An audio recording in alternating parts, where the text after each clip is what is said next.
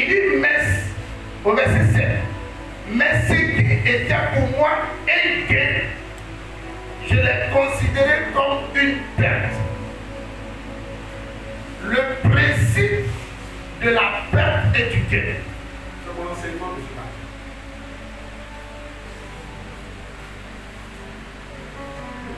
Amen.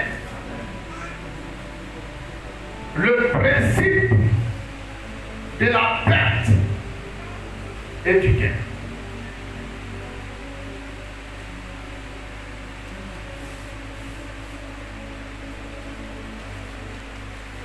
Vous devez comprendre une chose. Dans le monde spirituel ou dans le monde de la spiritualité, il y a un principe qui prévaut ou qui prédomine. C'est le principe de la perte et du gain. Amen. Vous voyez, les mystiques n'agissent pas parce qu'ils agissent. Amen. Les mystiques agissent parce qu'ils ont une connaissance d'une certaine chose. Amen. Dans le monde des mystiques, pour grandir, pour devenir fort, pour devenir puissant, pour monter des grades, il faut perdre quelque chose. C'est ça, non?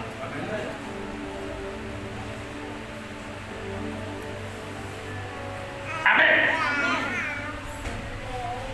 Dans le monde de la sorcellerie, vous pensez que les gens donnent leur enfant, perdent leur enfant, pourquoi? C'est pas pour rester au même niveau, mais c'est pour grandir spirituellement.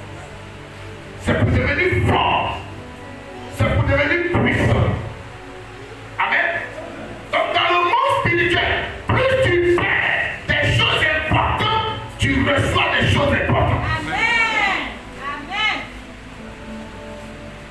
Je vais aller d'abord sur cet aspect-là, et puis revenir dans la chrétienté.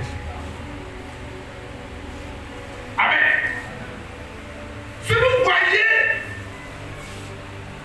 des hommes et des femmes qui sont prêts à perdre leur enfant pour obtenir la richesse, c'est pas en fait, ils ont compris ce principe-là. Le principe de la perte pour pouvoir gagner. Alléluia. On acclame le Seigneur notre Dieu.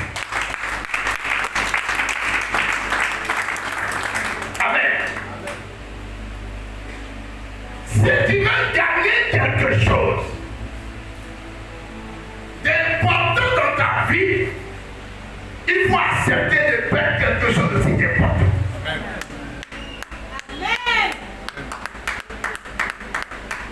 Amen.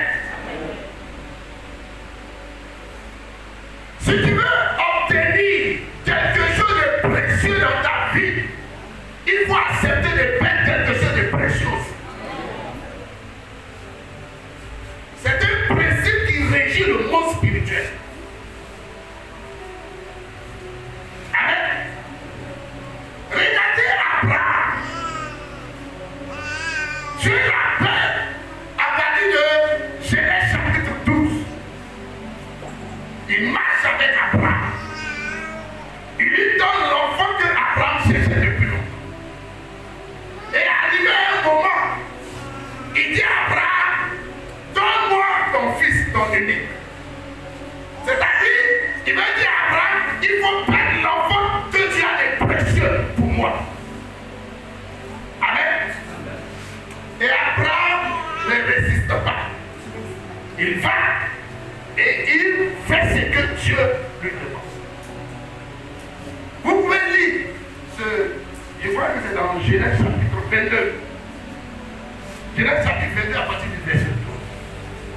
Vous savez, lorsque Abraham a accepté de perdre Isaac, au moment où il voulait sacrifier l'enfant, Dieu dit non, arrête. Vous allez sur la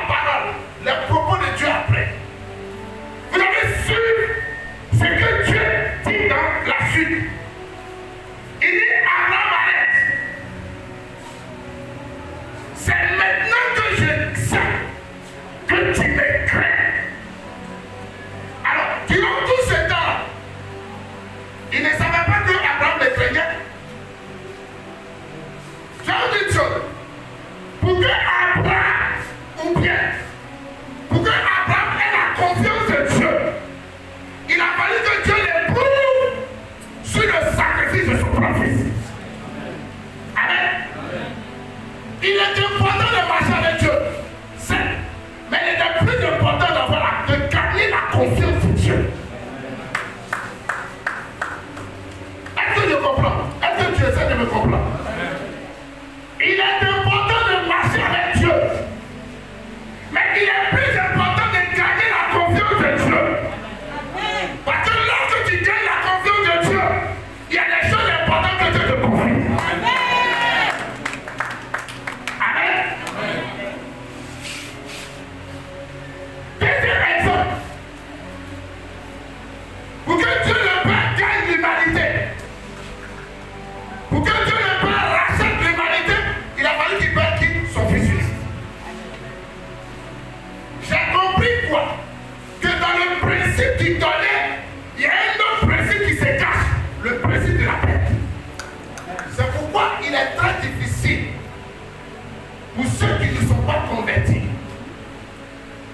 de paix. Beaucoup sont prêts à donner, mais quand ils obtiennent ce qu'ils paient, ils refusent de donner. Alléluia. Troisième exemple.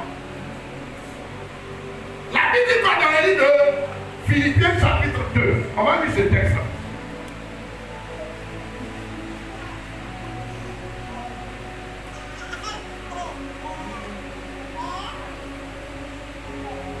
Philippiens chapitre 2. Tu vas lire ça pour moi rapidement. Philippiens chapitre 2. À partir du verset 5.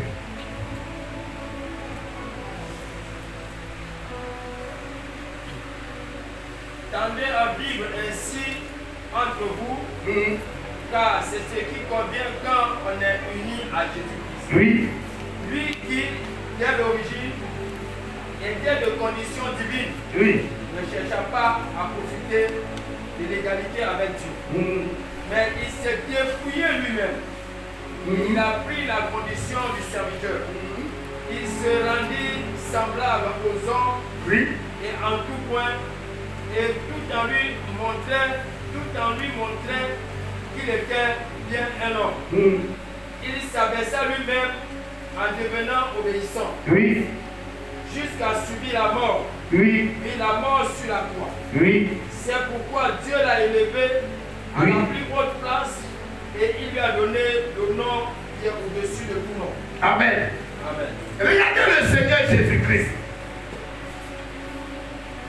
Pour qu'il obtienne le nom qui est au-dessus de tout nom. Pour qu'il soit élevé, il a d'abord accepté de perdre sa position.